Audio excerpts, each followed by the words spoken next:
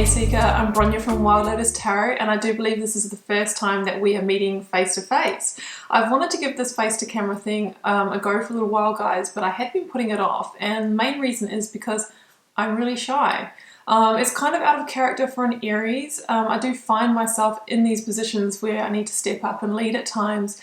However, my moon is in Scorpio and I like to go deep and be really reflective, and that's obviously where my intuitive side comes out as well. So it is an edge for me to do this. The reason why I wanted to do this is because I feel like it's easier for me to create a connection with you guys. I want to get to know you better, and I want you also to understand me when I'm reading better, my mannerisms, and of course my accent. I am from New Zealand, that closest country to Antarctica. There's not that many of us. I have a mixed accent because I've also lived in the UK and now in Australia for long stints of time as well. And yeah, I just really wanted to do it this way. And you know, I always say that the definition of transformation is to find your edge of discomfort and continuously meet it. So Seeker, this is how I am meeting it for you. I'm not saying I'm going to do it like this every time, but let's see if we like the new format. And I'm really enjoying my YouTube studio that I've set up here in my spare room, because until now I've just been operating on my coffee table in the lounge. It's not that comfortable. So here we are, let's give it a go, and really pleased to meet you in person. Hi there Sagittarius, welcome back to Wild Lotus Tarot. This is going to be your weekly intuitive reading for November 9th through to the 15th. Sagi, let's see what's on the cards for you.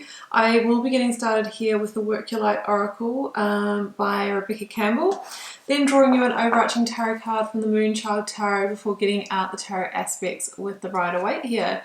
So let's get started and see what the overarching theme or message, Sagi, is for you for the week.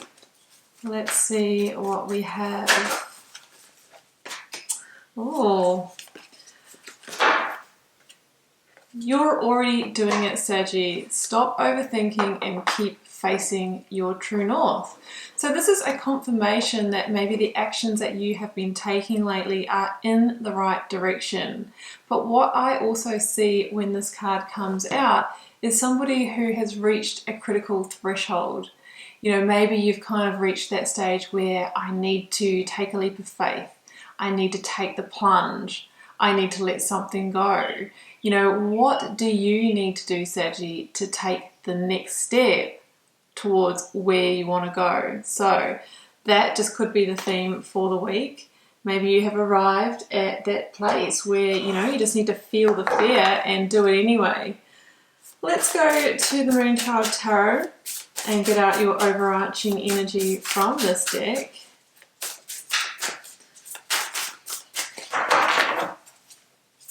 For Sagittarius, please, can we get, here we go, I have got the Eight of Pentacles.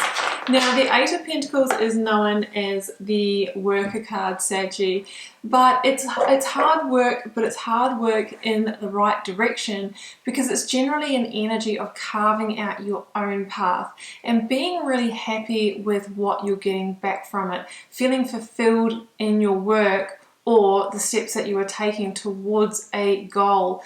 And it's Pentacles, right? So it's physical, tangible resources. Some of you might be investing, some of you might be saving for something, some of you might be studying or retraining or enhancing your career in some way. Some of you might be working towards a greater sense of commitment. So it says that you're already doing it and that you are kind of finding this sense of fulfillment by carving out your own path here. So let's see what else we have. I personally really like that card because it means, yeah, although it might feel like, you know, it is work and there's work involved, it is work in the right direction. Now let's get out the tarot aspects here for you, Sagi, beginning with the energy of the recent past. Energies leaving, completing or transitioning, what you may be journeying in your life for the Sagittarian collective, please. Let's get the card out. Four of Wands. Now it's a beautiful energy. We'll see what the clarifier is, but that can be a milestone. a milestone. It can be a new commitment. It's laying a new solid, stable foundation for yourself through hard work in the right direction, and you're already doing it, Sagi. So if you have started a new path, it's Spirit's confirmation of, you know what, you are on the right path. Here we go. The card of Scorpio, the Death card, number 13 in the Major Arcana. What do you need to end, release, or let go to step over the threshold and take the next fundamental step on this journey? Let's get out the near future outcome energy here, Sagi. That's what I was really feeling when that first Oracle card came out for you. Taking that one, 10 of Pentacles. What do you need to change, release, or let go, or purge in order to take the 8 of Pentacles to the 10? It's one of my best life cards, guys. You know, 10 of Pentacles is that ultimate reality of, you know, beautiful home, having all the resources you need. Maybe there is a quite significant change or modification or rebalancing that needs to come in order to get that. I actually saw that flash in the deck just before as well. So let's get the clarifiers, because that really says, you know, what direction this is going in, gives us that other layer of information. So I'm clarifying the 4 of Wands for you now, Sagi. King of Cups, also the card of Scorpio, and the 6 of Pentacles, also a card of balance. Clarifying the Death card now.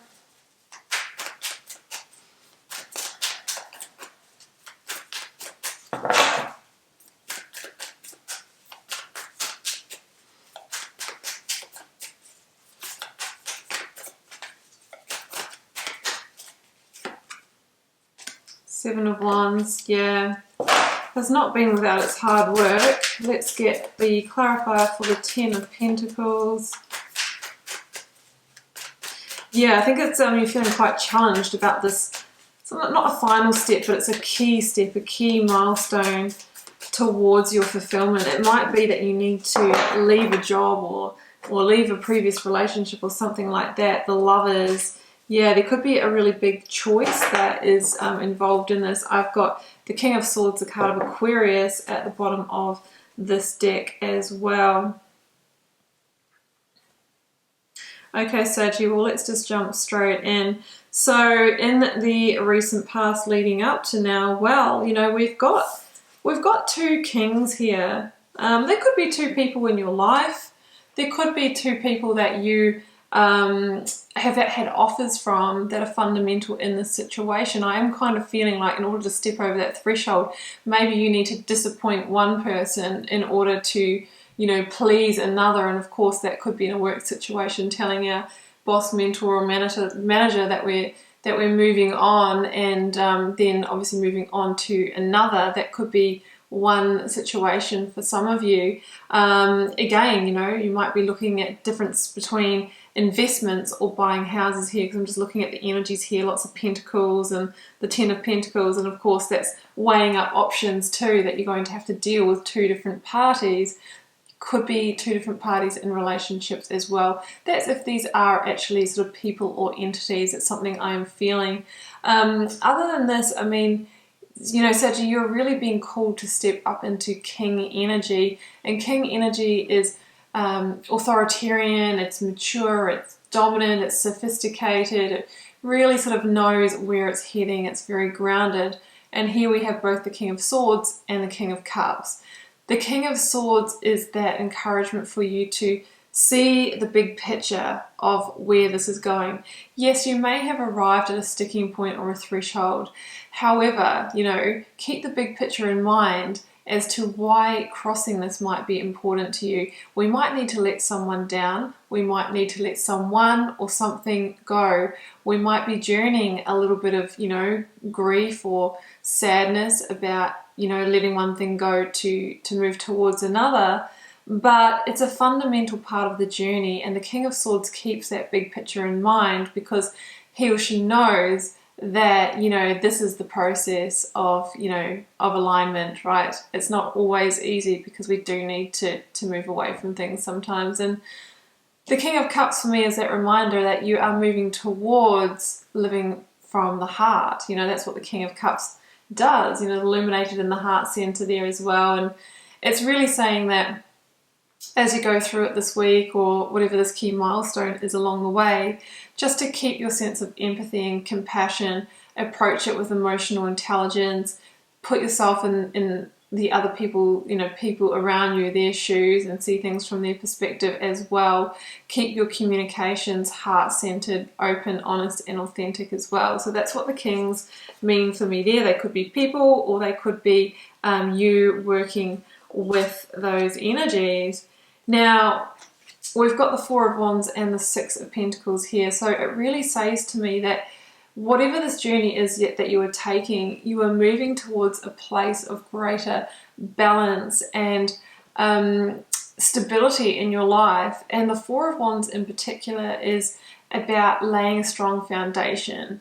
You know, it's about building a sense of security for yourself. I mean, look at the Four Wands there. It's like the four corners of a square. You know, you're building this really solid structure for yourself. And there's something about this step that you're about to take that is a fundamental milestone on that, because it's bringing something into balance, and it could be karmic balance as well. The Four of Wands is a card of abundance and blessings, and it also uses that 11-11 formation as well. So there could be something synchronistic that happens here in order to get you across the line. So definitely be paying attention to the angel numbers and the messages and things like that that may come through for you. The Six of Pentacles is also an energy of moving into receivership. Maybe you've kind of hit a moment where, you know, with that Eight of Pentacles, you feel like you're putting out all of your time, effort, and energy, and maybe, you know, you don't feel like you're getting as much back. That's more of a Seven of Pentacles energy, but it could be that you just really need to make sure that you are keeping open to receive, and surrounding yourself with the right people as well. So I kind of feel that's the process that you have been working. You've been on that journey of alignment and seeing the big picture, bringing yourself into balance, doing the work. You know, you're already doing it, and then you've arrived. At that threshold, right? You can see the girl, she's just standing there. She's like almost at the edge of something, and you have arrived there in Scorpio season. And then we have the Death card, and as your focus energy, the energy of Scorpio, and the Death card is about huge cyclic endings and completions. It asks you to do some slate clearing, to make some room to usher in the new. And, you know, it's about purging, it's about releasing what is holding space in your life so that you can be open to receive, right? Because sometimes when we just are surrounded by situations and people and things that are just not in alignment for us, there's no space or invitation for the universe to bring in what truly is. So we're asked to surrender to that path clearing. This is clearing the path for you. It comes up with a Seven of Wands, and the Seven of Wands is an energy of feeling challenged about this. It's not going to be easy to let go whatever you need to with the Death card. It can be a feeling of needing to defend yourself. So you might think, I can't just move away from this person, situation, or opportunity. I'm going to have to justify, I'm going to have to defend myself, I'm going to have to come up with a good excuse. Well, you don't need to, you know, you just need to know what's right for you, and you don't have to over validate your decisions. The Seven of Wands sort of says to me, maybe if we don't allow this death energy to come in and clear that slate, things can get a little bit hard. The Seven of Wands can be that energy for me of swimming against the current.